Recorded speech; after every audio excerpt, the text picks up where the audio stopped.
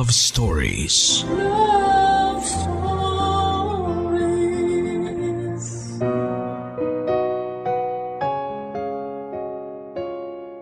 Hindi lahat sa atin ay merong pribilehiyo na magkaroon ng pantay-pantay na estado sa buhay. Ibig sabihin may mayaman at may mahirap. Pero lahat tayo ay may karapatang maging masaya at magkaroon ng kaaliwan habang naglalakbay tayo sa mundong ito. Hindi pa naman huli ang lahat, yan ang madalas nating sabihin kapag may isang bagay na nangyayari ng hindi ayon sa ating kagustuhan. O di kaya ay binigyan tayo ng pagsubok ng langit bunga ng ating mga nagawang kasalanan. Habang ito'y hindi masama dahil habang may buhay ay may pag-asa. Ang mga katagang ito ay maaari nating maiwasan kung sa una pa lamang ay hindi na tayo nagkulang. Yan ang eksaktong pinagdaraanan ng kabarangay at letter sender natin ngayong Sabado na si Amos. Gusto mo na bang makarelate sa kanya? Gusto mo na bang makarelate sa kanya? Tunghayan natin ang kanyang storya sa mga kwento ng pag-ibig, buhay at pag-asa sa nangungunang Barangay Love Stories. Dear Papa Dudut, bago ko po umpisahan ang pagbabahagi ng kwento ng buhay ko, ay gusto ko pong samantalahin ang pagkakataon para magpasalamat sa programa ninyo na Barangay Love Stories. Maraming salamat po sa lahat ng bumubuo nito. Malaki po ang naitutulong ng mga istoryang ibinabahagi ninyo para ma-inspire at matuto ako mula sa mga karanasan at pagsubok na pinagdadaanan ng mga kabarangay natin. Aminin ko ang karamihan sa mga yon ay nagagamit ko sa tunay na buhay. Lalo na kapag nagpapayo kayo sa dulo ng bawat istorya, Papa Dudut. Kaya isang gabi, naisip kong sumulat sa inyong istasyon na tumaasa po ako na sana ay mapili po ninyo ang aking kwento. Tawagin niyo na lamang po ako sa pangalang Amos, 31 years old at tubong Indang, Cavite. Pero kasalukuyan po akong nasa Makati dahil sa aking trabaho. Lumaki po ako sa isang depektibong pamilya. Kumbaga sa isang maayos na gamit ay sira ang mainam na terminolohiya. Alam ko naman na walang perpekto sa mundo. Lahat ng bagay pati tao ay may kapintasan at may diferensya. Pero bilang bata na produkto ng magulong pamilya ay malaki po ang impluwensya nito sa akin. Factory worker po ang tatay Enteng ko samantalang kasakasama namin sa bahay ang nanay Gloria namin. Meron po akong kapatid na babae si Badet. 10 taon po ang tanda ko sa kanya kaya naman baby sister po talaga ang turing ko sa kanya. Meron pa po kaming kapatid na sumunod sa akin pero namatay noong sanggol pa lamang dahil sa tigdas, Papa Dudut. Kaya nga akala ng mga magulang ko ay hindi na sila magkakaanak hanggang sa isilang ni nanay si Badet na masasabi kong inalagaan ko ng gusto simula bata. Nang mga panahon na yon kasi ay nagtatrabaho pa si nanay bilang mananahe sa isang garment factory sa lugar namin ng ilang taon bago siya tumigil at manatili sa bahay para intindihin kaming magkapatid. Pero ang payak naming pamilya ay nagbago ng makagawa ng pagkakasala si tatay sa amin ngunit higit yung atrasong yon kay nanay. Nagkaroon po siya ng kabit at nagkaanak pa rito. Yung kasalanan na yon ay malaki po ang naging epekto sa aming pagsasama bilang pamilya. At kahit nasabihin na nating tinanggap na lang ni nanay na nagkaroon ng ugnayan si tatay sa iba, may mga araw na bumabalik yung sakit. Mas nagiging doble yung kirot dahilan upang mabuhay ang matinding galit na matagal nang kinikimkim na nagiging resulta upang mahalungkat ang nakaraan.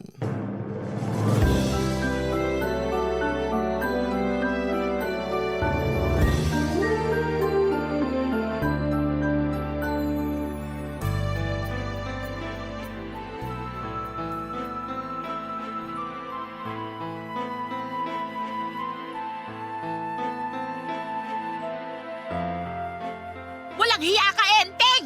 Dapat sa'yo binabato ng kalderong damuho ka! Uy! Kumuntik na ako dun ah! Hoy Gloria! Muntik pa ako mabukulan sa ginawa mong babae ka! Pasalamat ka! Yan lang ang binato ko sa'yo at hindi kutsilyo! Sa susunod, may tatarak na talaga sa'yong buwisit ka! Kaunti na lang, papatulan na kita! Sige, subukan mo! Tignan natin kung hindi ka matulog sa likod ng mga rehas! Mas mainam pa nga kung yun na lang ang himas-himasin mo kaysa kung sino-sino babae dyan! Napakaharot mong ungas ka! Ano na naman ba yung sinasabi mo? Ay nako, huwag mo kong paandaran! Kung ako sa'yo, mag-ingat-ingat ka! Kasi isang araw bubula na lang yung bibig mo! Nay, Tay, andito na po ako. O Amos, ba't ngayon ka lang? Saan ka galing? Galing po ako sa eskwelahan, Tay. Sigurado ka? Igagaya mo pa sa'yo na sinungaling yung anak ko? Pwede ba patahimikin mo tong nanay mo? Kaunti na lang, kukutos ako na to. Ingay-ingay, napakapalaway. Apat ako pa talagang pinapalabas mong nag-umpisa ng gulong to? Sino pa nga ba? Alam nga naman yung kapitbahay. Ikaw yung maingay dito. Kanina ka pa putak ng putak. Daig mo pa inahimanok sa ingay. Nakakabingi ka na. Ay, Nay, ano na naman po bang pinagtatalunan niyo ni Tatay? Eto kasing magaling mo, Ama. Nalaman ko may nilalanding babae dun sa trabaho nila. Hindi totoo yan, Gloria. Hoy Amos, wag ka maniniwala sa nanay mong sukdulan ng sinungaling. Huwag na huwag mo akong matawag-tawag na sinungaling. Dahil napatunayan mo na sa akin at sa mga anak mo na hindi ka mapagkakatiwalaan. Sino nagkaroon ng kabit sa atin noon? Ako ba? Hindi ba ikaw? Ayan na naman tayo. Matagal na yung Gloria. Hindi ka pa ba nakakausad? Paano ko uusad? Palagi mong pinapaalala sa akin na hindi ka mapagkakatiwalaan. Akala ko ba pinatawad mo na ako? Pinatawad nga kita. Pero hindi ko makakalimutan kung paano mo ako pinagbukang tanga. Tapos ngayon, malalaman ko na meron ka na namang kinalolokohan sa trabaho ninyo. Tay, totoo po ba yung sinabi ni Nanay? Anak, kasi... Kung ganun, totoo nga. Pero wala naman akong ginagawang masama. Nagkataon lang yun. Nabigyan lang na mali siya. Nabigyan ng mali siya kasi meron naman po talagang mali siya. Anong sinabi mo? Aray! Medyo tumatalas tapos ng dila mo. Ungas ka! Bitiwan niyo ako! Bitawan Hindi mo po ako si makahinga! Amos! Aray! Nagtete ka naman, Gloria! Bakit mo kinampas? Sige, subukan mo pang saktan si Amos. Baka hindi kita matansyang hudas ka. Anak, ayos ka lang ba? May masakit pa sa'yo? Ayos lang po ako, Nay. Sus! Akala mo naman may ginawa ko dyan sa anak mo. Kinwelyohan ko lang. Pagsabihan mo yung anak mo na ayus-ayusin yung pagsagot sa akin. Hoy Amos! Tatay mo pa rin ako! Tatay ko nga kayo pero nagpapakatatay po ba kayo sa amin? Kasi kung oo, bakit hindi kayo nagbabago? Sinusubukan mo talaga ako? Bababuhin ko yung ulo mo! Di bambuhin nyo? Diyan naman kayo magaling eh. Yung manakit. Pumreno ka ha? Sumusobra ka ng bata ka! Hindi na po ako bata. 20 anyos na ako. Kaya alam ko na yung mga nangyayari. Alam ko na kung ano mga pinaggagawa nyo. Kahit anong sabihin mo, bata ka pa rin at wala kang alam. Kaya manahimik ka na lang dyan kung hindi kukutusan talaga kita. Huwag mong sasaktan ng anak ko. Magkakamatayan tayo, Enteng. Kaya nagiging matigas ulo niya si Amos eh. Kasi kinukonsinti mo. Alam mo, mabuti pa magsama kayo. Ayoko matulog dito sa bahay ngayon. Pareho kayo mga buwisit. Saan ka pupunta? Wala ka na doon. Doon ka pupunta sa babae mo, no? Ewan ko sa'yo. Hayaan nyo na po siya, Nay. Anong hayaan? Mamayamana ka na naman niya yung babae niya. Hoy, Enteng! Dito ka lang sa bahay! Hindi ka aalis! Ayoko makita yung pagbumuka mo.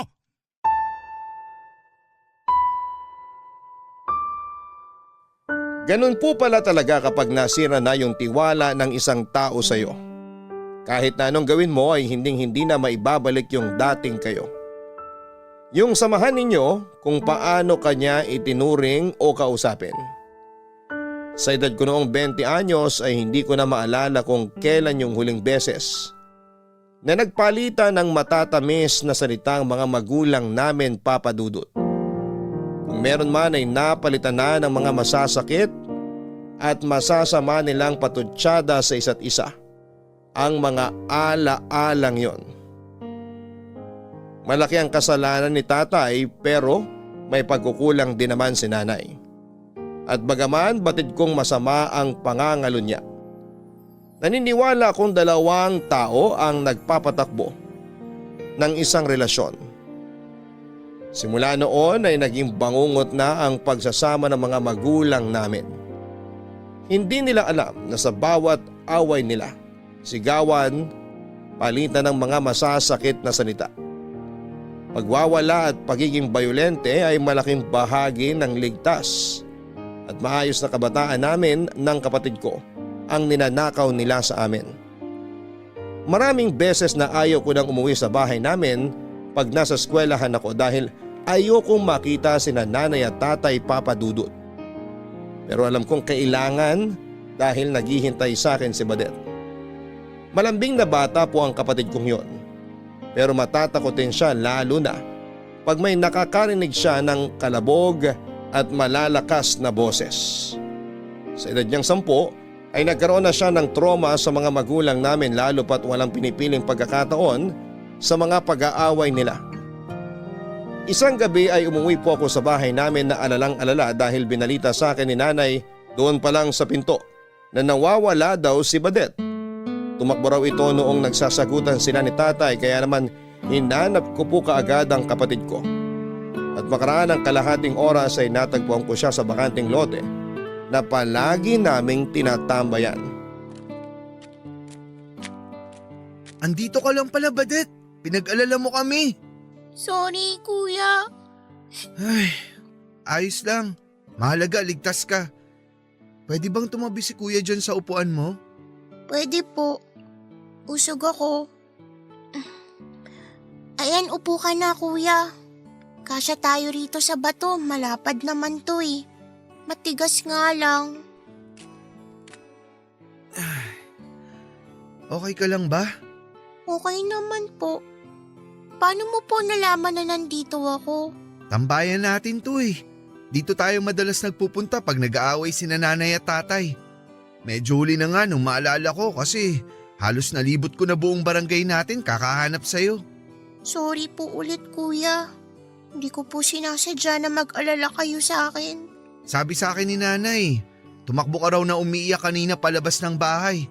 Tapos di ka na nila nakita ni tatay. Bakit ka ba tumakbo? Natatakot po kasi ako kanila, tatay eh. Nagsisigawan po sila kanina sa bahay, kuya. Tapos kumuha po si tatay ng plato. Binato niya po kaya nabasag po. Tana, Badet. Tana. Takot ako, kuya. Kasi galit na galit si tatay. Tapos sigaw ng sigaw si nanay. Takot ako. Baka saktan nila ako eh. Hindi ka nila sasaktan dahil ako ang makakalaban nila. Gagawin mo po yun? Oo naman. Kasi kapatid kita at hindi kita hahayaang masaktan ni nanay at tatay. Kaya huwag ka nang umiyak. Nandito lang si kuya. Huwag mo ako iiwan, kuya. Siyempre hindi. Bakit ko naman gagawin yun? Kasi malaki ka na eh. Magtatrabaho ka na sa malayo pagtapos mo mag-aral. Matagal pa naman yun. Saka kung mangyayari man yun, isasama kita. Di ba sabi ko hindi kita iiwanan?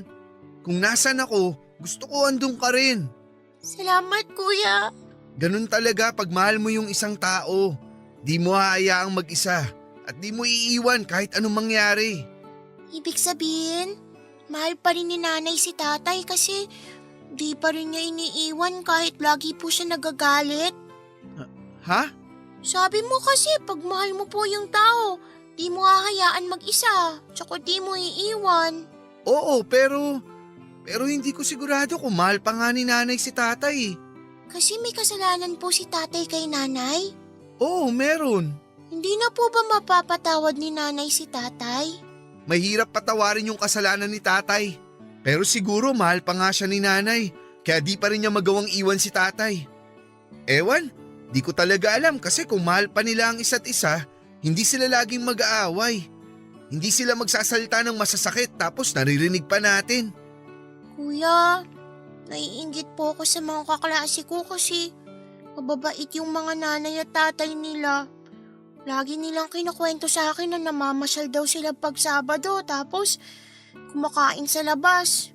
Nakikipaglaro rin po sa kanila yung mga nanay at tatay nila pero sina nanay at tatay laging nagagalit at nag-aaway.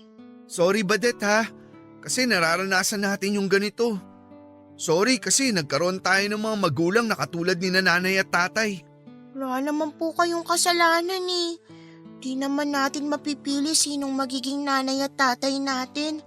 Pero masaya naman po ako kasi kuya kita. Masaya rin ako na nandyan ka.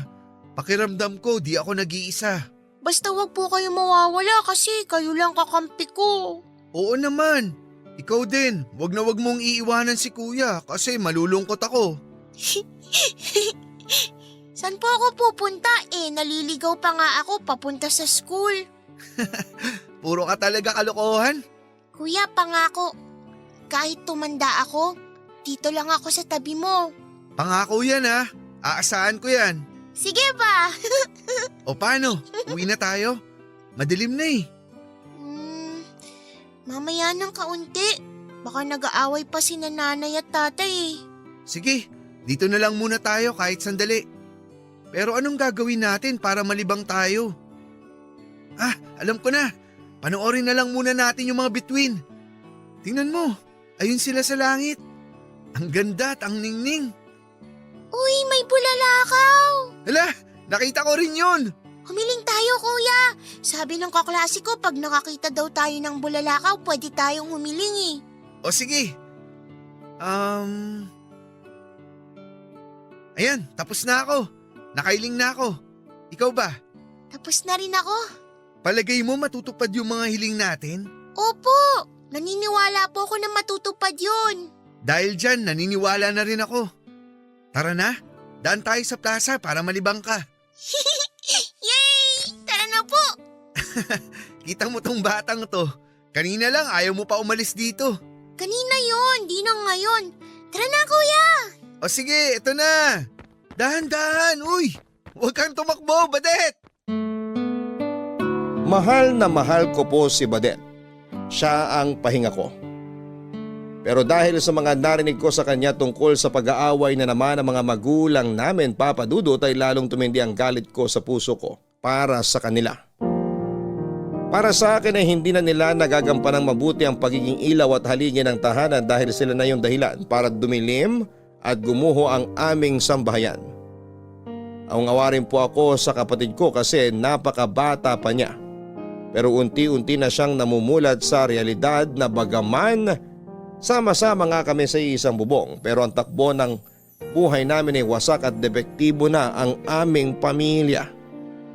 Ayoko makitang umiiyak si Badet dahil natudurog ang puso ko, Papa Dudut. Pero wala akong magawa. Estudyante pa lamang ako ng panahon na yon at limitado lamang din ang nalalaman ko. Naisip ko sana sa ibang pamilya na lamang kami isinilang. Yung ligtas, yung tahimik, yung hindi murahan at sigawan ang gigising sa iyo sa mahimbing mong pagtulog. Yung simple kahit salat sa material na bagay o yaman sa mundong ito. Ngunit nagsisikap at punong-puno ng pag-asa na balang araw ay aasenso rin sa buhay. Yung bang nagtutulungan at nagdadamayan. At meron kang matatakbuhan sa oras ng pangangailangan. Pero lahat ng iyon ay imposible na naming maramdaman sa pamilyang kinabibilangan namin. Kaya ng gabing yon ay pareho kami ng naging hiling ng kapatid ko na kung suntok sa buwan na isinilang kami sa ibang pamilya sa susunod naming buhay, sana ay hindi na lamang namin naging magulang sina nanay at si tatay. Kapag po mahina ang mga taong nagpalaki sa iyo, nagiging mahina ka rin. Kapag po wasak ang pamilya ang kinabibilangan mo ay nagiging wasak ka rin. Yun kasi ang eksaktong pakiramdam ko ng mga panahon na yon.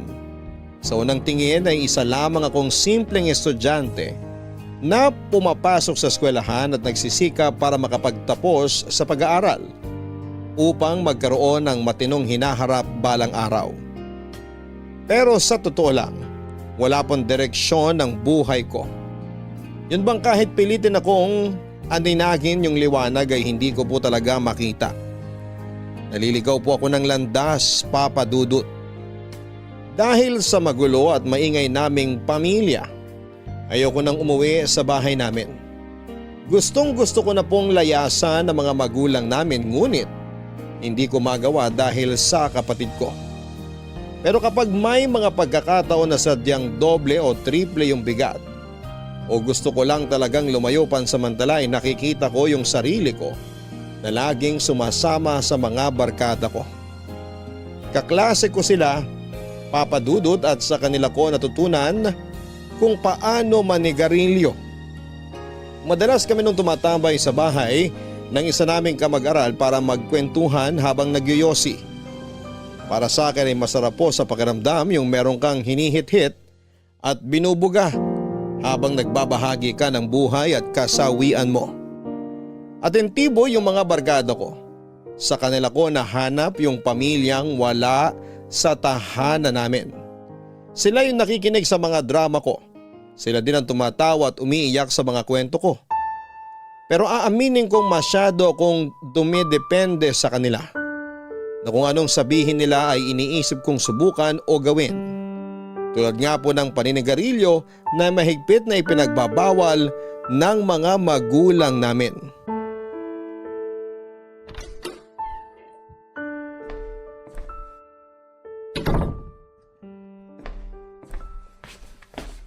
Bakit ngayon ka lang? Tay, andyan po pala kayo. Tanong ko, sagutin mo. Bakit ngayon ka lang? Galing po ako sa eskwelahan. Anong galing ka sa eskwelahan? Alauna na madaling araw. Kapo pa sarado yung eskwelahan nyo. Huwag po kayong sumigaw. Baka magising sina Badet at nanay. Wala akong pakialam. Aray! Bakit po kayo namamalo? Akala mo hindi ko napapansin yung panay-uwi mo na madaling araw? Tapos lagi mo sinasabi na galing ka sa pesteng eskwelahan nyo? Yun naman yung totoo ah. Ano pong gusto niyong sabihin ko? Hoy! Hindi mo mabibilog ulo ko.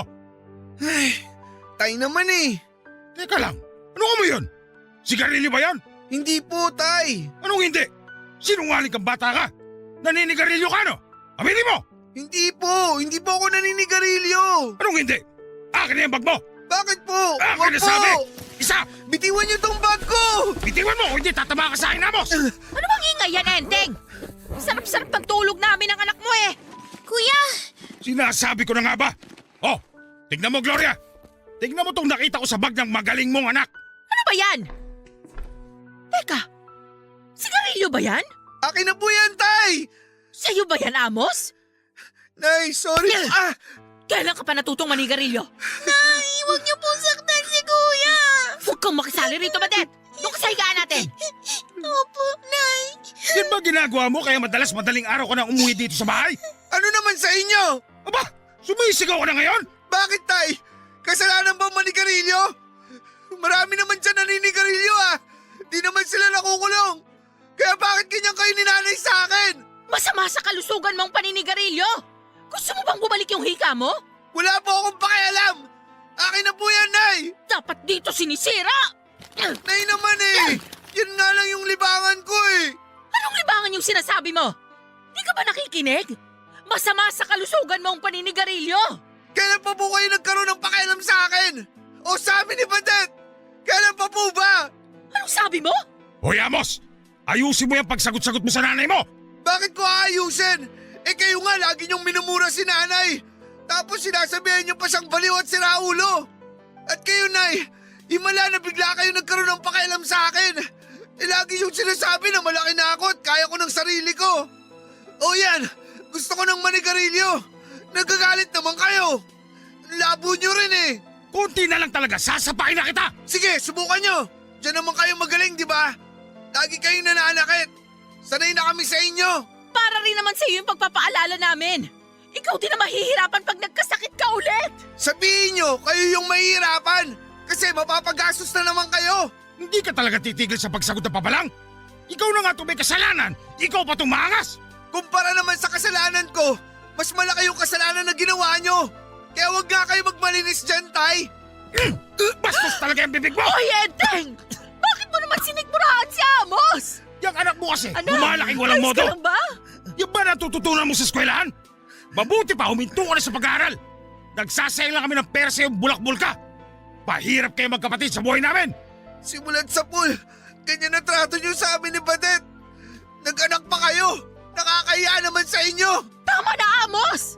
Gusto mo bang paduguin pa ng tatay mo yung bunganga mo? rito, hayop ka! Makikita mo hinahanap mo! Tumigil na kayo, sabi! Sino ba ang tatay ko para pagsabihan akong mali ang ginagawa ko samantalang siya ay nakagawa ng hindi tama noong araw? At kahit na sabihin na nating lumipas na yon, o lasing lamang siya kaya nangyari sa kanila ng babae niya tulad ng mga kwento niya sa amin o kung anumang kabulaanan. Para sa akin ay wala pa rin siyang karapatang pakialamanan yung nag-iisang bagay na kinakaaliwang kong gawin. Kung magkasakit man ako sa paninigarilyo, wala akong pakialam. Katawan ko naman ito at hindi naman sa kanila. Yun po yung nasa isip ko ng mga panahon na yon, dahilan para lalo kong hindi sundin. At sa halip ay nagrebelde po ako sa mga magulang namin, Papa Dudut. Para sa akin ay walang karapatang mangaral ang isang tao kung siya mismo nakagawa ng katiwalian sa buhay niya. Dahil ano pang magiging silbi ng mga tinuturo niya, lalo na kung hindi naman siya nagbabago. Kaya galit po ako kay Tatay Papa Dudut. Sinira niya yung pamilya namin dahil naging makasarili siya. At hindi pa po doon natatapos ang lahat dahil pinangatawanan na talaga ng demonyo kong ama ang pagiging sakim at masamang tatay niya. Tama ako nang sabihin kong hindi ko siya kinakikitaan ng pagbabagong buhay. Dahil isang araw ay nagkaroon na naman sila ng matinding pag-aaway ni nanay matapos siya nitong mahuli sa akto na may kinakalantari na ibang babae. Ano ba bang kulang sa akin, Enteng? Bakit mo nagawa sa akin to? Yan na naman yung drama mo, Gloria! Nakakasuka ka! Tigilan mo yan, pwede ba? Ako ba ngayon ang nakakasuka? Eh sino ba yung nahuli ko may kahalikang ibang babae? Hindi ba ikaw? Walang iya ka! Akala mo siguro hindi kita pupuntahan doon sa pinagtatrabahuan mo, no? Hayop ka! Napakawalang iya mo! Aray! Tigilan mo nga yan! Nasasaktan ako! Sinabi na tumigil ka na! Tumigil ka na! Wala pa nga yan kumpara sa sakit na pinararanas mo sa akin, nulupong ka! Nay, Tay, ano po nangyayari? Kuya, natatakot po ako. Diyan ka lang sa likod ko, Badet. Huwag kang matakot. Si Kuyang bahala sa'yo. Nay, Tay, nag-aaway na naman ba kayo? Lumabas lang kami saglit ni Badet para bumili ng ulam tapos maaabutan namin kayong ganyan na naman. Etong nanay mo kasi sumugod doon sa trabaho ko. Tapos nag-iskandalo. Hoy, demonyo ka! Gusto mo pa talagang magbalinis sa anak mo? Eh napakadumi mo namang hayop ka! Nagsalita yung akala mo malinis. Kuya, natatakot po ako kay nanay at tatay. Badet, tahan na. Tingnan niyo ginawa niyo kay Badet. Di po ba pwede na mag-usap na lang kayo ng mahinahon para di natatakot kapatid ko? Hindi ako sumisigaw dito. Yang nanay mo parang nakalunok ng mikropono. Ang kapal na mukha mong baliktarin ako! Hindi ako magkakaganito kung hindi kita naaktuhang nililingkis at nilalaplap yung katrabaho mo! Yung bunganga mo nga, Gloria. Naririnig ka ng mga bata, oh. Ngayon, nahihiya ka sa kanila? Eh nung ginagawa mo yon, naisip mo ba yung mga anak mo? Hindi, di ba? Ay, ewan ko sa'yo. Tay, totoo ba yon? Huwag ka na makisali rito, Amos. Karapatan kong malaman ang totoo. Bata ka pa. Hindi mo pa naiintindihan lahat. Di na ako bata. Alam ko na mga kalokohan nyo. Alam mo pala eh. Eh di ba nahimik ka na lang? Napaka-immoral niyong tao. Nakuha mo talaga ako suntukin? Matapang ka na, ganon? Lintik kang bata ka. Babalihan kita ng buto. Aray! Aray ko! Huwag sasaktan Loretta, ang anak tika! ko! Tigilan mo magpalo sa akin! Lumayas ka na rito! Sumama ka na doon sa babae mo! Nandidiri ako sa'yo! Aalis talaga ako! Nakakaburito kayo! Pare-pareho kayong baliw! Ikaw ang baliw. Bastos ka talaga, Amos! Mas bastos ka. Kasi hindi mo na iniisip mararamdaman namin. Di ka na nahiya. Paulit-ulit mo na lang sinasaktan si nanay. Siguro nga panahon na para umalis ka na sa buhay at bahay namin. Aanin namin yung tatay na katulad mo. Hindi ka mabuti impluwensya sa amin ng kapatid ko. Lakas ng apo mong pagsalitaan ako ng ganyan, ah! Bakit? Kaya niyo ba pag umalis ako?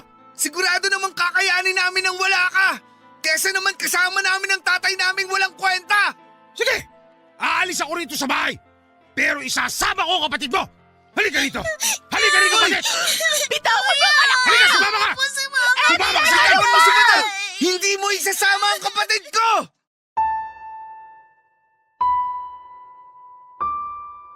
Hindi naman po naisama ni tatay si Badet dahil pinagtulungan namin siya ni nanay. Sa huli lumayas na lamang po siya sa bahay namin.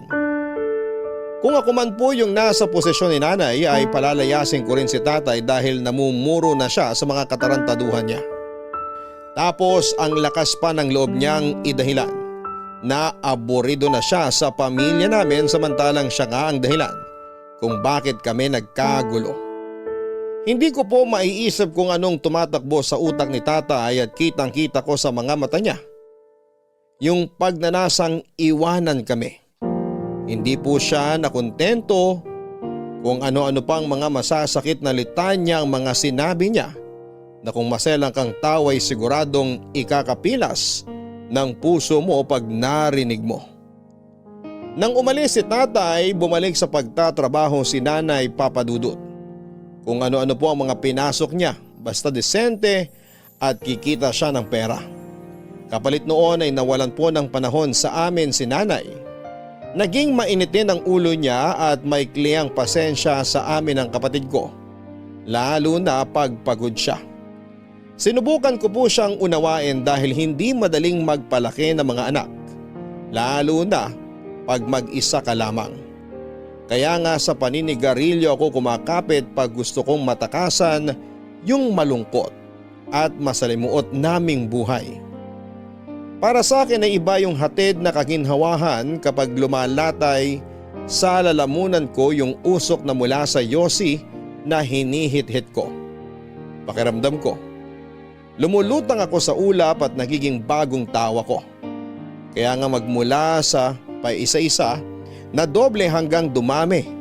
Hindi ko akalain na kaya ko nang umubos ng kalahating pakete ng sigarilyo sa isang araw. At higit pa kapag dinadalaw ako ng pagkabalisa, kinakain ng lungkot o stress. Para sa akin ay nabibigyan ako ng aliw ng paninigarilyo.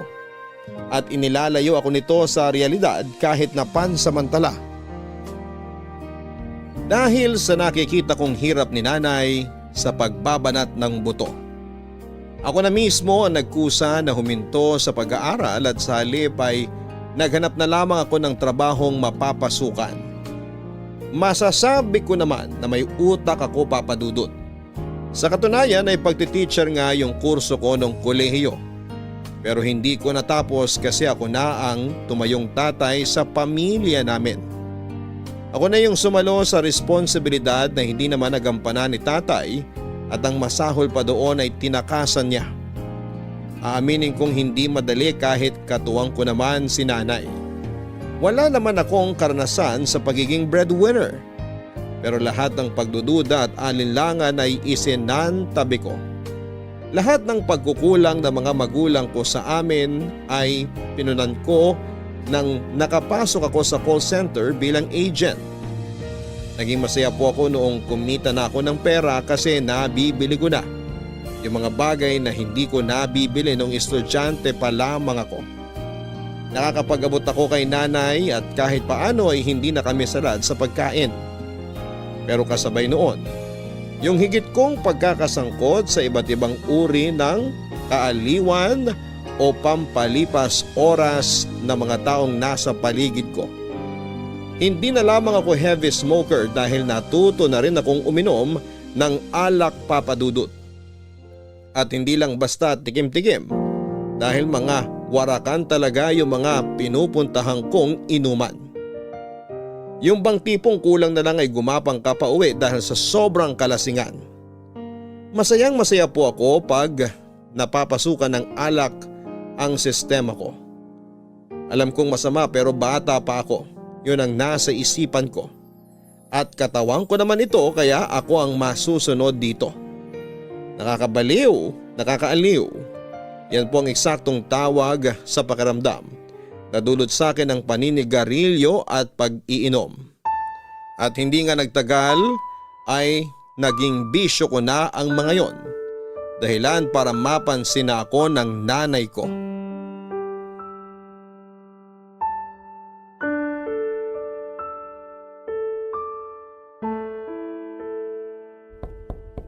Sino ba yon? Is oras na ng gabi ah. Andyan na! Uy! Ay, patay! Nay, di po ako pating.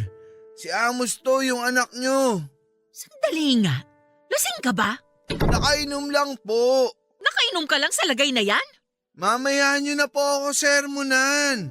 Tulungan nyo na lang po muna ako. Ano pa nga ba? Alangan naman pabayaan kita dyan. Sige, halika na. Tumayo ka na at maupo ka dun sa sofa. Dahan-dahan, baka matalisod ka. Nay naman, sungit nyo.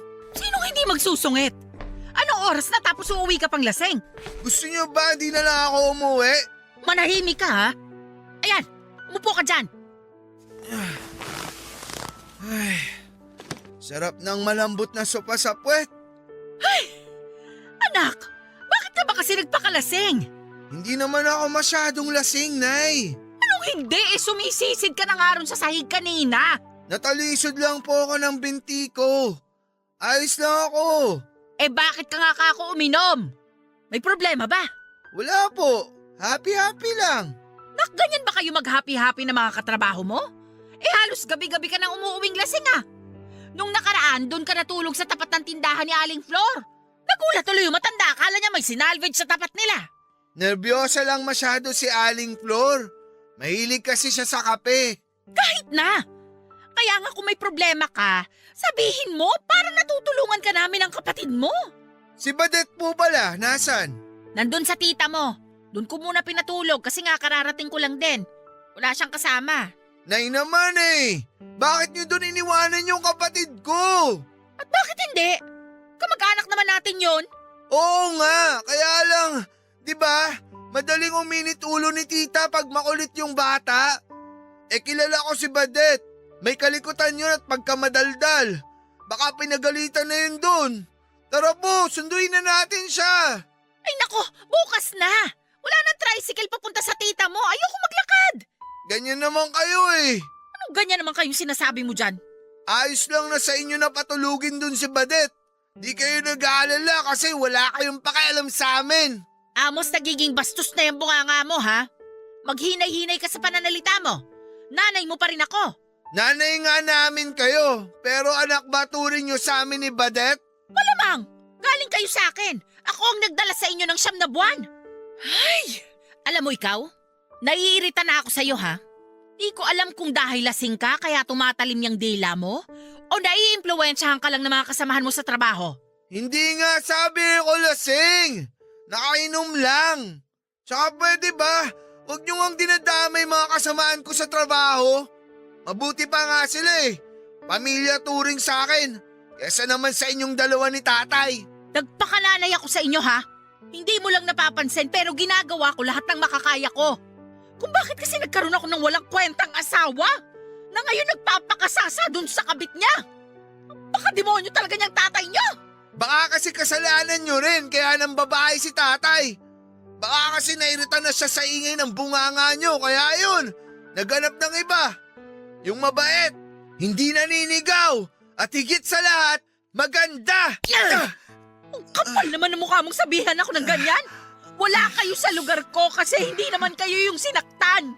Nasaktan din kami nung iwanan tayo ni tatay. Pero ako yung mas nasaktan kasi ilang beses akong iniputan sa ulo ng tatay niyong pamangkin ni Satanas. Tapos ipapamukha mo sa akin na nagkulang ako? Kaya niya ako pinagpalit? Kung hindi kayo nagkulang, bakit di pa rin niya kayo pinili? Hindi ko alam! Ginawa ko naman lahat pero sadyang mapaghanap yung tatay niyo. Kaya wala kang karapatang pagsalitaan ako ng ganyan. Baka gusto mong paduguin ko yung bunganga mo. Sige, gawin niyo! Gawin niyo! Total, pareho naman kayo ni tatay na mabigat ang kamay. Lagi niyo ang pinapalo si Badet. Nagsusumbog sa akin yung kapatid ko habang umiiyak. Ikaw na nagsabi, di ba? Makulit yung kapatid mo? Kaya natural lang na mapalo siya. Sana kasi habaan yung pasensya niyo. Kung makapagsalita ka, hindi ko naman binubugbog yung kapatid mo ah. Kurot lang yon, tsaka palo sa kamay. Ang tawag doon, pagdidisiplina. Ibang klase talaga kayo ni tatay. Sana alam niyo epekto ng mga ginagawa niyo sa amin ni Badet. Pwede ba, Amos? Tigilan na natin tong usapan na to. Inaantok na ako. Hindi ko alam kung anong gusto mong tumbukin. Pero napapagod na akong makipagtalo sa'yo.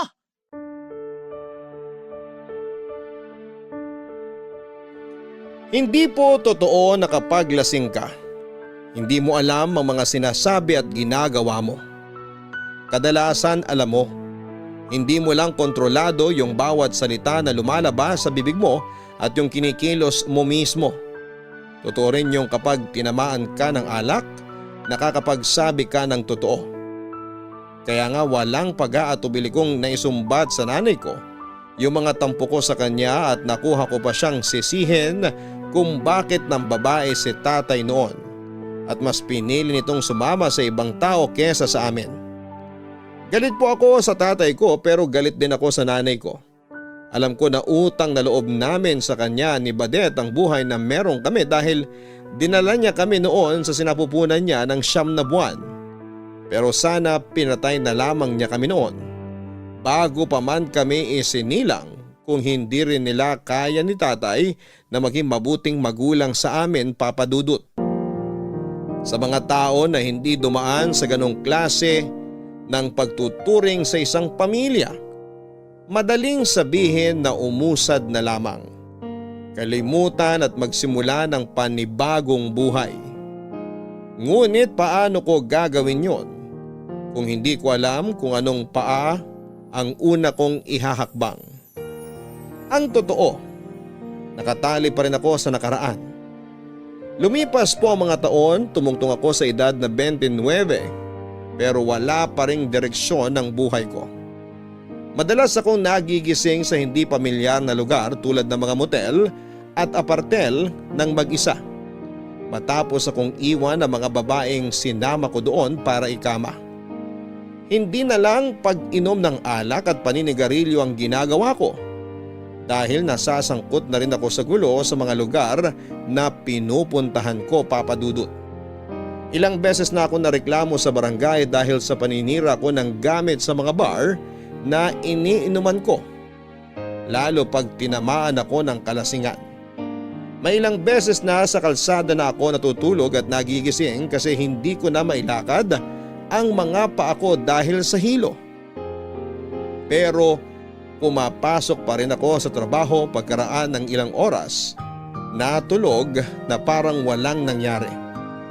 Tuloy lang ang buhay, ika nga. Ewan ko, Papa Dudut, sirang-sira na ako. Mukha lang akong ayos kasi nakasasabay pa rin ako sa kulitan at kwentuhan ng mga tropa at katrabaho ko. Pero wasak na wasak ang puso ko. Marami akong kinaiinggitan, mga bagay na hindi kayang bilhin ng pera na minsan po naming napag-usapan ni Badet.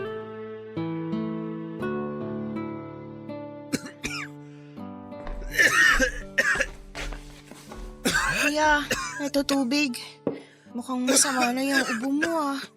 Pa-check up ka na kaya. Ayos lang ako, Badet. Nasamid lang ako. Akin na yung tubig.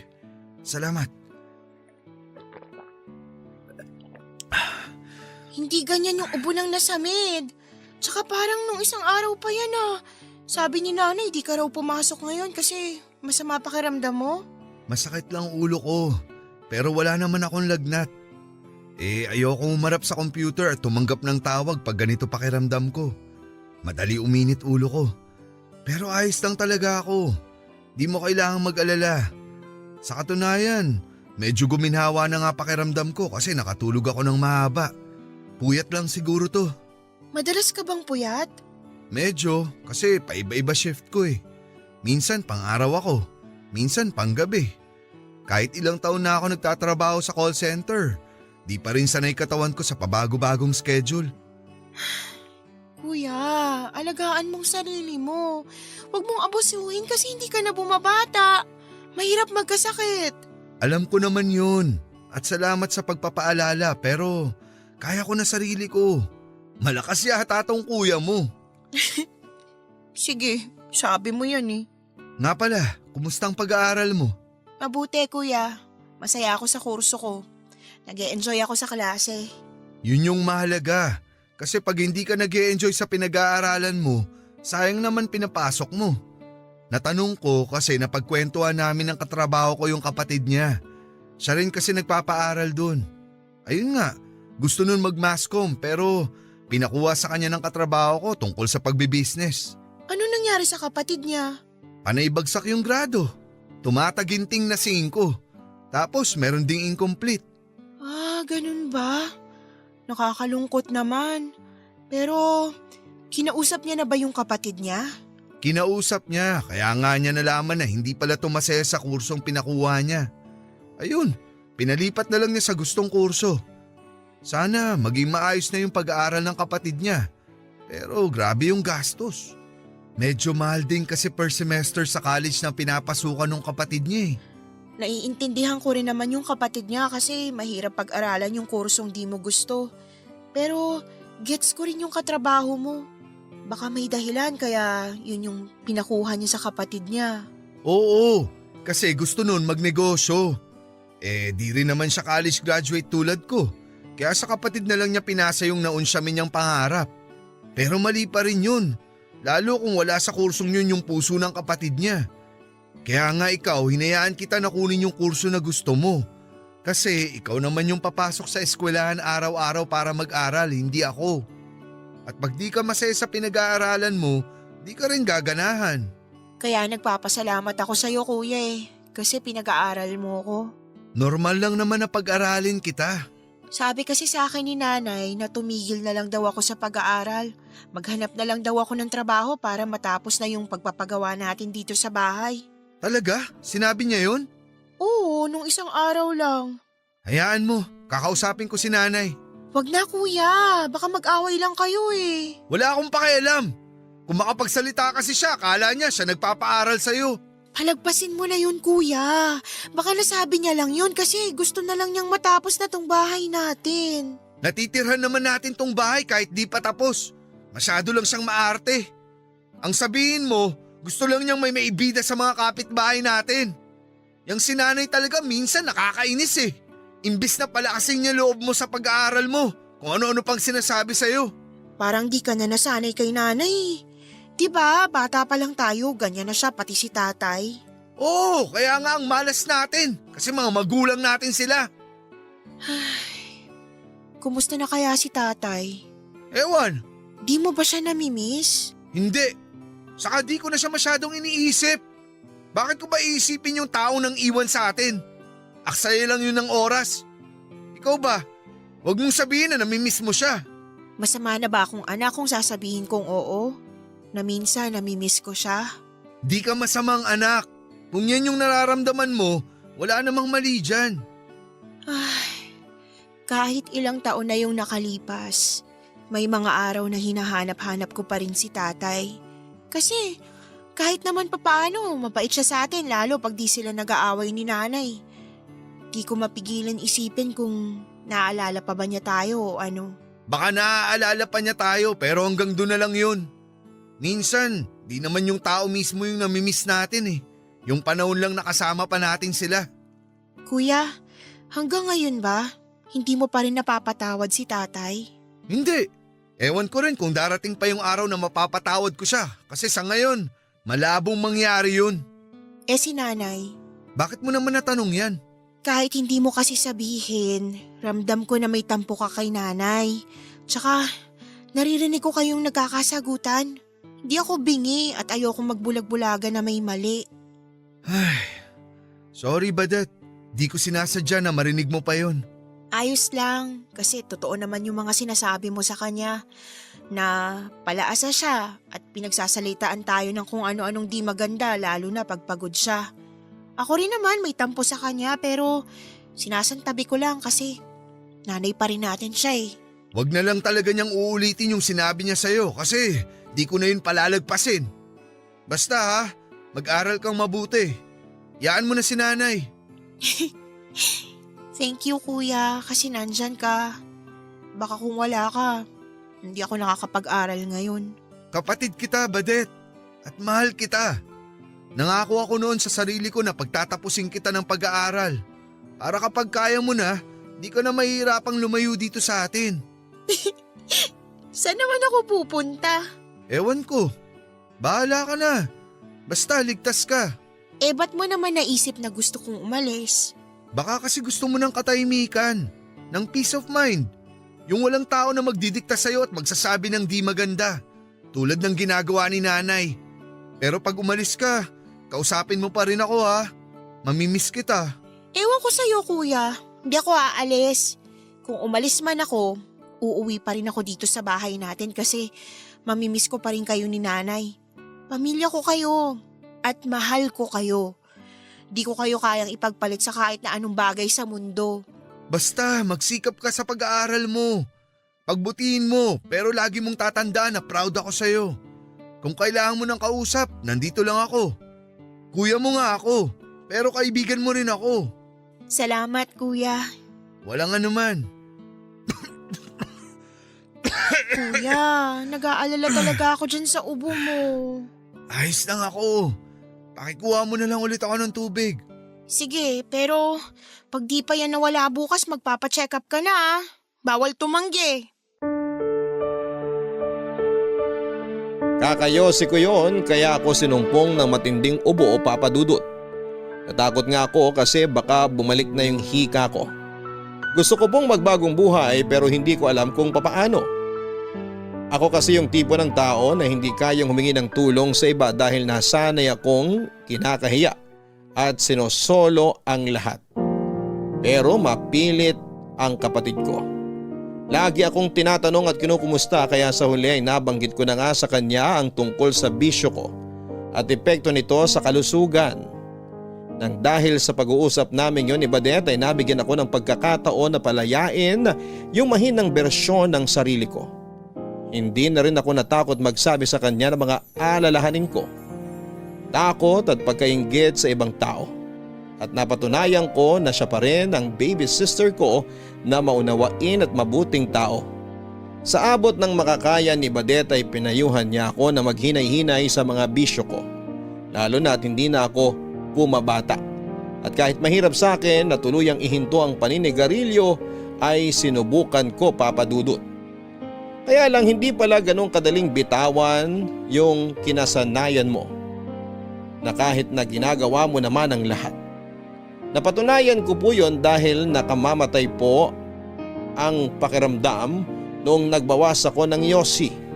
Kung dati kaya kong umubos ng kalahati hanggang isang kahang sigarilyo, nagbawas po ako hanggang sa nakatatlong stick na lamang ako. Pero naglalaway po ako papadudot para akong asong nabubuwang. Hindi rin ako makatulog ng maayos, gawa na rin ng paiba-ibang schedule ng shift ko. Mas kinakain ako ng kalungkutan. Sumasakit ng matindi ang ulo ko at nagiging aburido ako at hindi rin ako mapakali. Meron akong bagay na hinahanap-hanap na kulang at alam kong yosi lamang ang makakapuno noon. Nagkontrol din po ako sa pag-inom ng alak pero lumakas naman ang pagkakape. May ilang beses na sumusuka na lamang ako dahil sa acid reflux pero binaliwala ko yon. Nahihiya po ako kay Badet kasi akala niya may progreso na yung pagbabagong buhay ko. Pero lingid sa kaalaman niya ay unti-unti na naman akong nahuhulog sa mga bisyo ko. Masarap po ang bawal at nakakasira ng ulo pag tinigilan ko po yon, papadudot. Mahirap pigilan ang bawal. Napatunayan ko po yon nang muli kong yakapin ang mga bisyo ko. Lalong-lalo na ang paninigarilyo. Simula noong bumalik ako sa pag-yosi ay hindi ko na po naranasan yung mga sintomas na dulot ng paghinto ko dito. At aaminin kong naging maligaya muli ako. Kaya nga mas lalong tumindi ang addiction ko sa sigarilyo hanggang sa hindi ko na lamang namamalayan na kaya ko na ulit umubos ng 20 peraso o higit pang stick kada araw. Bukod sa tradisyonal na paghit-hit ng tabako, nagvi-vape na rin po ako papadudot. Ginagawa ko yon pag off ko para hindi maghinala ang kapatid ko na bumalik na naman ako sa dating gawi. Pero lahat ng kasiyahan ay may katapusan. Lalo na kung hindi mo ito nakukuha sa mabuting paraan. Nagsimula po yon noong kasagsagan ng pandemya at tinamaan ako ng COVID-19. Nahirapan po ako makarecover ang katawan ko at akala ko ay katapusan ko na. Pansamantala kong hininto ang mga bisyo ko habang nagpapagaling. Pero muli akong nalulong pagkalipas ng ilang buwan. Ewan, nakakabaliw yung pandemya at ang paninigarilyo lang ang sumalba sa akin. Alam kong bawal pero palihim po akong humihit-hit ng tabako. Lumipas ang mga buwan at hindi na ako nakawala sa bisyo ko hanggang isang araw ay naaktuhan ako ni Badet na naninigarilyo na dahilan para magalit siya ng husto sa akin.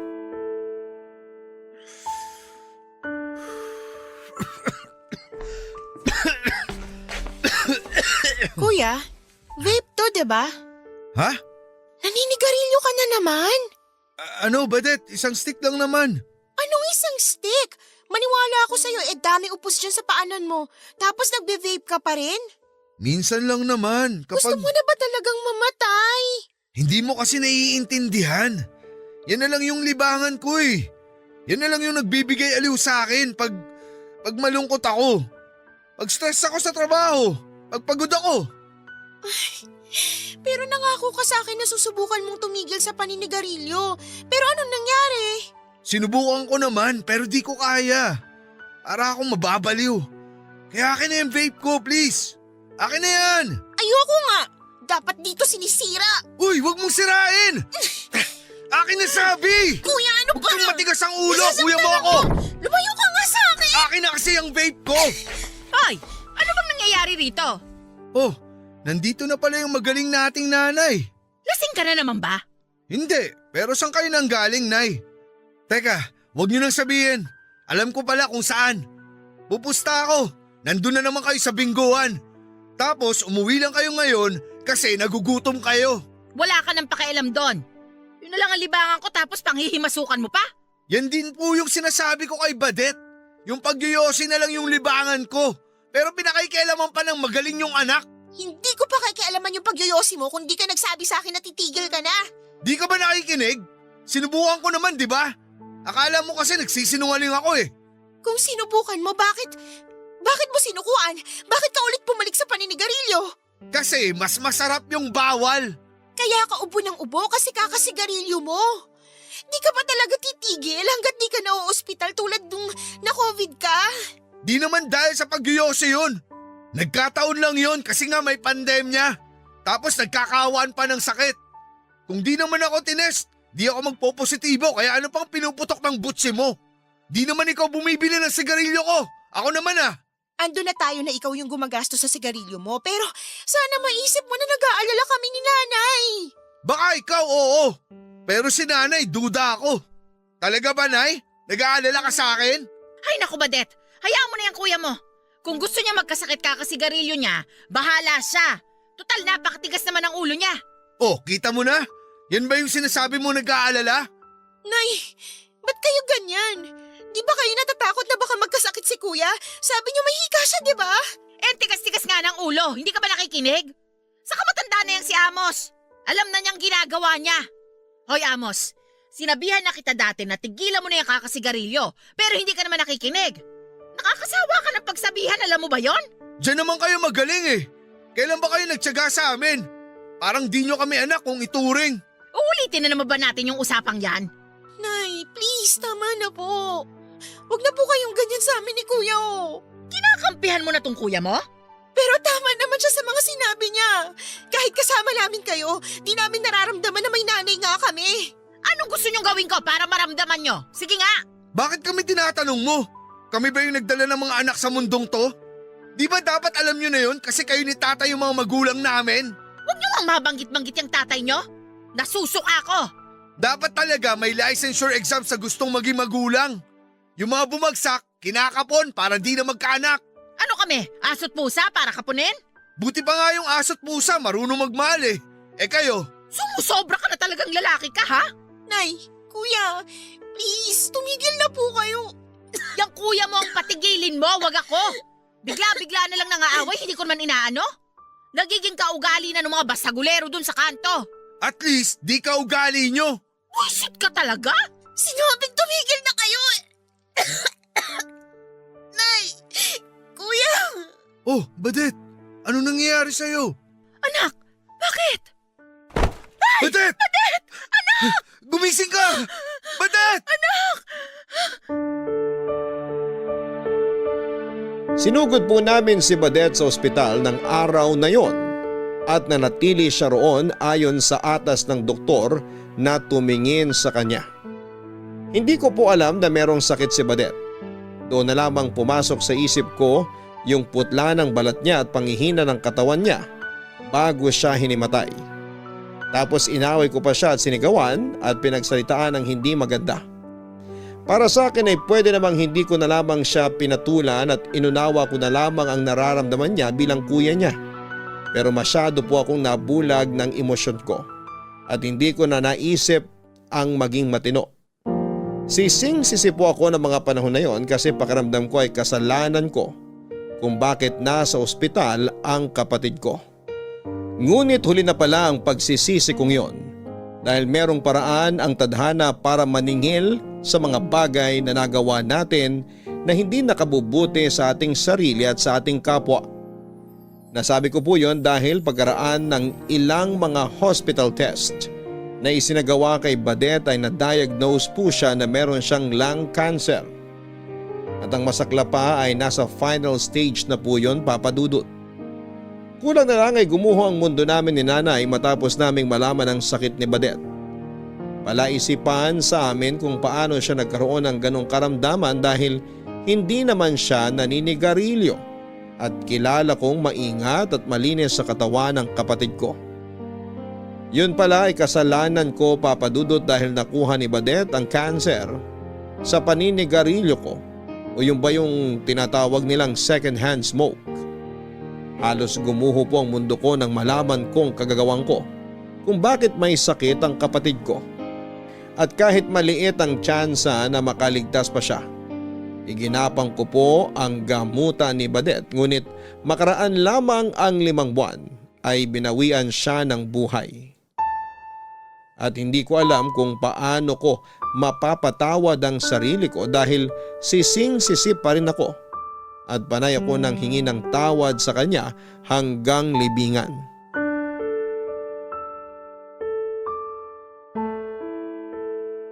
Nak, huwag ka naman masyadong magpakalasing kasi baka may mangyaring masama sa'yo. Ayos nga yun, Nay, di ba? Para mamatay na rin ako katulad ni Badet. Para makasama ko na siya. Huwag mo namang sabihin yan. Ayokong mawala ka rin sa akin. Hindi ko kasi alam kung paano mawawala yung sakit, Nay. Kaya ako umiinom kasi umaasa ako na kahit saglit, baka makalimutan ko yung nangyari kay Badet. Wala na po yung kapatid ko eh. At kasalanan ko kung bakit siya namatay. Hindi mo naman ginusto yun. Hindi mo yun kasalanan, anak. Kasalanan ko po yun. Kasi di ako nakinig sa inyo. Kung sana tinigilan ko na noon pa yung paninigarilyo, hindi magkakakanser yung kapatid ko. Kung bakit kasi siya pa yung tinamaan eh. Bakit di na lang ako? Hindi naman natin hawak yung buhay natin, anak. Hindi rin natin alam kung kailan tayo kukunin. Diyos lang ang nakakaalam nun. Kaya nga bakit si Badet pa? Bakit di na lang po ako? Hindi ko alam ang sagot dyan. Pero ako man nasasaktan sa pagkawala ng kapatid mo. Napagdaanan ko na to nung namatay yung isa niyong kapatid. Kaya akala ko hindi na masyadong masakit. Pero masakit pa rin pala. Mas doble yung sakit na nararamdaman ko ngayon kasi hindi madaling mawala ng anak. At baka hindi ko na kayanin kung pati ikaw mawala pa sa akin, Amos. Hindi ko lang po maintindihan kasi ganun na lang po kadaling nangyari ang lahat eh. Ang bilis. Ang dami pang pangarap ng kapatid ko. Kagraduate pa siya. Magiging reporter pa yun kasi pangarap niya yun talaga eh. Lagi nga niyang binibida sa akin na makikita raw natin siya sa TV balang araw. Tapos hindi na pala mangyayari. Napaka-unfair, Nay. Ang bata pa ng kapatid ko. Pero sigurado ako na kung nakikita ka niya ngayon, hindi niya gugustuhin na nagkakaganyan ka. Talaga ba, Nay? Kasi yung nasa isip ko ngayon, kabaliktaran niya. Baka galit sa akin yung kapatid ko eh. Bakit naman siya magagalit sa'yo? Kasi kasalanan ko kung bakit siya namatay. Itong bisyo ko yung pumatay sa kanya. Ang tanga ko kasi. Dapat sa sarili ko binabatukan. Yan pa. Tigilan mo na yan! Huwag mong saktan yung sarili mo! Sinong sasaktan ko, Nay? Kasalanan ko naman talaga. Hindi naman kita sinisisi, di ba? Hindi ko rin tanggap na kinuha sa atin na maaga si Badet. Pero ayoko maramdaman mo na kasalanan mo yung nangyari. Hindi natin kontrolado ang lahat. Wala tayong kakayahan para malaman ang mangyayari sa hinaharap. Pero tandaan mo na hindi mo naman kailangang harapin ang buhay ng mag-isa. Kasama mo ko, anak. Nanay mo ko, hindi ba? Opo, Nay. Marami na akong pagkukulang sa inyo ng mga anak ko. Simula nung mga bata pa lang kayo, lalo na sa iyo, Amos. Kaya sana patawarin mo si nanay. Marami akong napagtanto nitong nawala si Badet. Marami rin akong pinagsisisihan. Kung pwede ko lang ibalik yung nakaraan, sana mas pinagbuti ko pa yung pagiging nanay ko sa inyo. Naniniwala ako na ginawa niyo naman po yung lahat ng mga kaya niyo. Di lang talaga kayo yung pinakamagaling na nanay. Pero wala naman pong perpekto. Kaya nga gusto kong bumawi. Ewan ko, pero ayoko na ulit mawala ng anak. Kasi hindi ko na talaga kakayanin.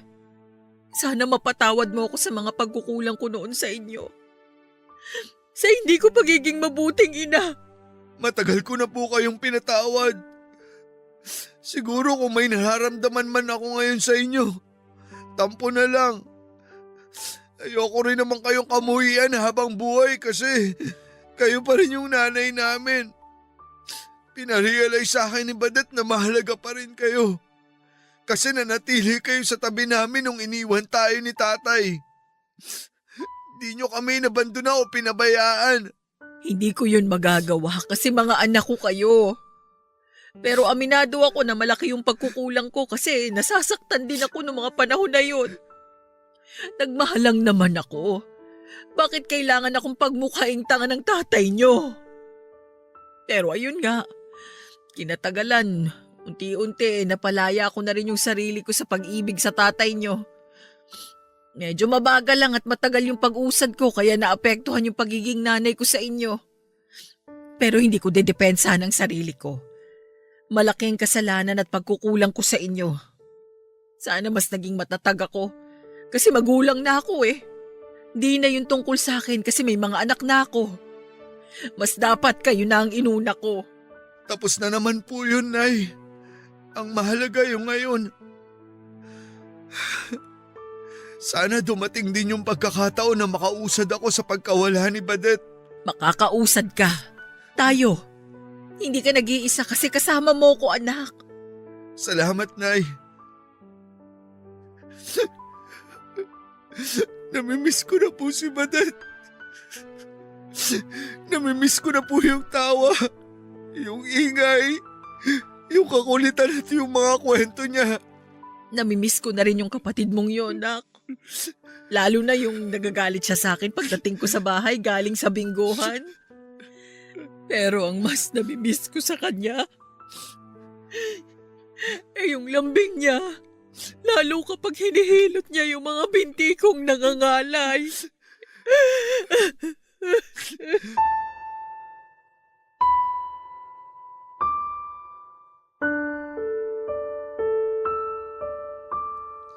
Marami po akong pinagsisihan sa mga nangyari, Papa Dudut. At kahit na sinabi ni nanay na walang may gusto sa pagkamatay ni Badet dahil sa sakit na kagagawa ng bisyo ko ay alam ko sa sarili ko na ako pa rin ang responsable kung bakit hindi na matutupad ng kapatid ko ang mga pangarap niya.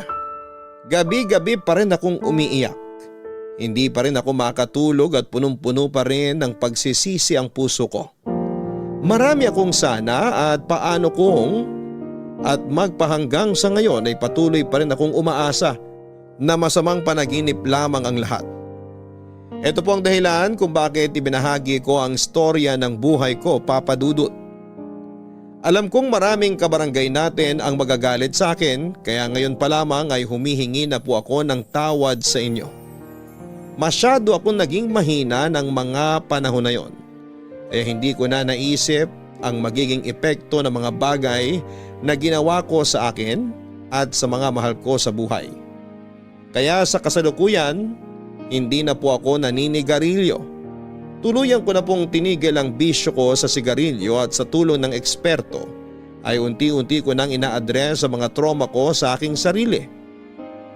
Gusto ko pong maging maayos at gumaling. Kaya ko ito ginagawa. At alam ko na hindi ko kakayanin kung ako lamang mag-isa, Papa Dudut. Tanging hiling ko lamang na sana'y proud sa akin si Badet. Siya po ang inspirasyon ko para magpatuloy sa buhay kahit na gusto ko nang mamatay. Maraming salamat po, Papa Dudut, sakaling mapili po ninyo na basahin ang aking kwento. Sana po'y kapulutan po ito ng aral ng mga kabarangay natin, lalo na yung tulad kong lulong sa paninigarilyo noon. God bless po sa Barangay Love Stories at maraming salamat po sa inyong lahat. Ang inyong forever kapuso at kabarangay, Amos. Mahalaga na maging responsable tayo hindi lang sa ating sarili, kundi maging sa kapwa nating tao, sa kalikasan at sa mga hayop na kasama nating naninirahan sa mundong ito. Huwag po nating abusuhin ang ating katawan lalo na sa usaping pangkalusugan dahil higit na maituturing na yaman sa mundo yung hindi natin pagkakaroon ng karamdaman. Mga kabarangay, marami tayong tahimik na laban na kinakaharap. May mga pinagdadaanan tayo sa buhay na tayo lamang ang nakakaalam. Kaya mahalaga na maging mabuti tayo sa ating kapwa pagkat hindi natin tiyak kung gaano kabigat ang kanilang dalahin. Kung hindi natin sila kayang tulungan ay huwag nating dagdagan ang kanilang mga problema. Sa mga magulang dyan, mahalin po natin ang ating mga anak dahil biyaya sila galing sa langit. Huwag nating iparamdam sa kanila na pabigat sila kasi anuman ang mangyari ay sagutin natin sila. Sa mga anak naman dyan, mahalin natin ang ating mga magulang. Sa pagtanda nila, huwag natin silang kalilimutan. Balang araw ay magiging magulang din tayo at gusto rin nating alalahanin tayo ng mga anak natin. Hanggang sa muli, ako po si Papa Dudut sa mga kwento ng pag-ibig, buhay at pag-asa sa Barangay Love Stories number 1.